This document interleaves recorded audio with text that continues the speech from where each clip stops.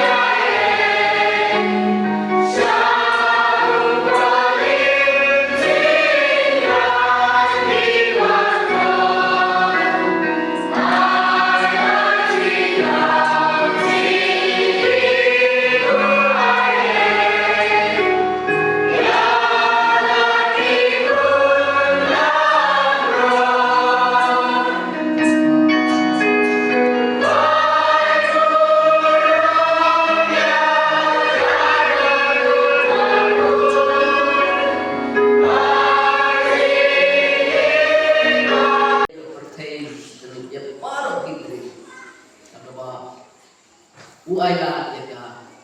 ban pet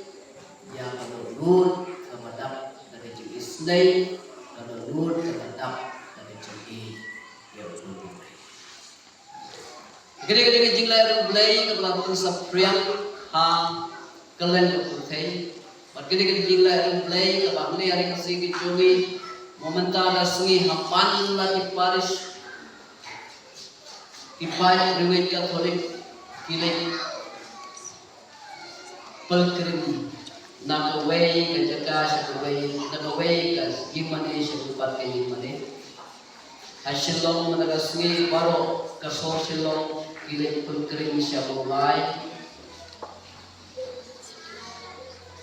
aparis jongi don hamni aparis mulas nai kipernomi ka pelkrimage atau guru kita Yesus ha kabalu sinong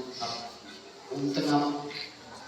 haus ning hidon nakajong kajila ulay hipat kajaka tingi paro ko bay ka archdiocese kajawi matagasngi ipat kajawi iyang unang patulong ya kalurut pagkutang jong Jesus komen ko para unay bunay ngo biang uday bunay jong kabagabalang kalapan kamti hang lalur papuntam duwi Yesus. Ilalit layay lakhanday singi menta ginangdon sa arway di Yesus. Kaya ka bangila banle hang ini hawli upanay hang ini ki arway singi badangdon kum ki Krista. Kaya ka mga kawan